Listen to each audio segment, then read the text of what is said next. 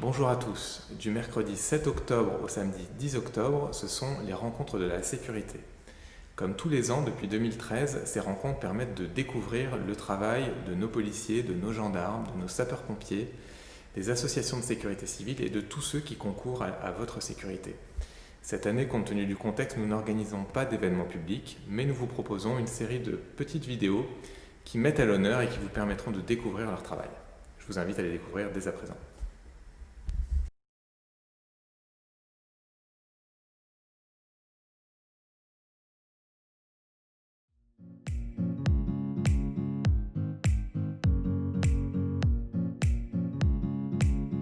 Chez sapeurs-pompiers, multiples aspects, diverses activités, notamment le secours à personne d'une part, qui représente à peu près 80% de nos interventions. Nous avons aussi tout ce qui est missions diverses, tout ce qui est fuite d'eau, inondation, tronçonnage et autres. Une partie incendie également, et une partie secours routier. Donc sur la partie secours routier, on pourra le voir tout à l'heure dans le cadre de la mise en situation professionnelle qui intervient lors de nos formations, où là effectivement on met en exergue des équipiers et des chefs d'agrès sapeurs-pompiers qui viennent s'entraîner, se préparer pour pouvoir avoir l'unité de valeur et intervenir dans tous les cas sur le milieu opérationnel. Donc là, nous allons avoir sur l'exercice qui vient des interventions qui sont proches de la réalité, puisque nos montages font que maintenant, dans des nouvelles pédagogies, on est amené à créer des situations le plus proches du réel pour que nos sapeurs-pompiers puissent intervenir dans toutes les situations. Voilà. Donc après, on pourra aussi avoir également tout ce qui concerne des missions diverses, notamment sur des spécialités pour les sapeurs-pompiers, que ce soit des équipes cynophiles, que ce soit des équipes de secours en eau vive, des plongeurs notamment, des équipes RCH, donc risque chimique, risque radiologique, des unités de recherche en milieu périlleux, ce qu'on appelle chez nous les grimpes, notamment les groupes de recherche et d'intervention en milieu périlleux. Et tous ces corps de métier, je dirais, toutes ces activités-là se regroupent notamment dans notre métier de sapeur-pompier, où là, tous les jours, on peut intervenir dans tous les domaines possibles.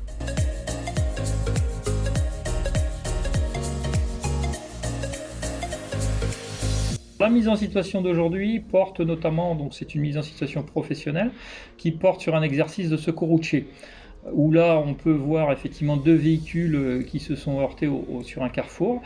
Donc les équipes qui vont intervenir sont des équipiers de sapeurs-pompiers volontaires et professionnels, et notamment comme les chefs d'agrès qui sont également sapeurs-pompiers professionnels et volontaires.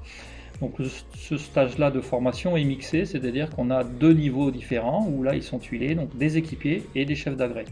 Voilà, venant de tout le département qui ont bien sûr ce genre de véhicule à disposition dans leur centre de secours pour pouvoir intervenir ultérieurement sur des phases malheureusement opérationnelles où là effectivement on aura des vraies victimes et il nous faudra intervenir pour gérer ce genre de situation.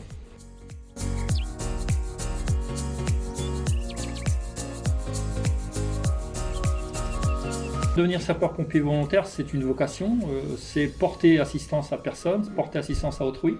De plus en plus, on est sollicité de part et d'autre par rapport aux événements climatiques, aux accidents, aux personnes qui font des malaises sur voie publique.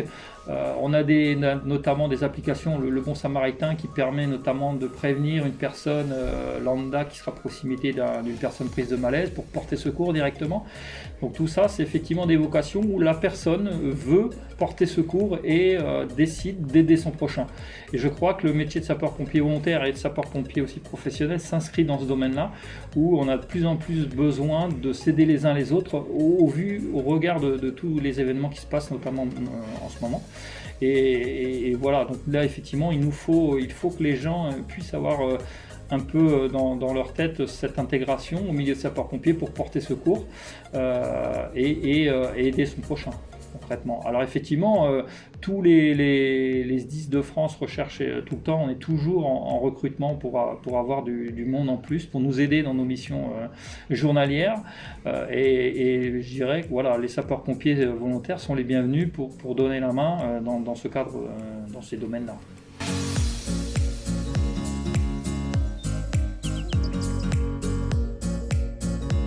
pour tout ce qui est, tous les sapeurs-pompiers volontaires, les personnes qui souhaiteraient être sapeurs-pompiers volontaires, il leur suffit de prendre contact avec le chef de centre des sapeurs-pompiers de leur secteur d'appartenance, c'est-à-dire la zone défendue par le centre de secours, de prendre contact avec le chef de centre pour le rencontrer, ou alors téléphoner aux directions départementales des départements concernés pour pouvoir avoir des renseignements pour les modalités de recrutement.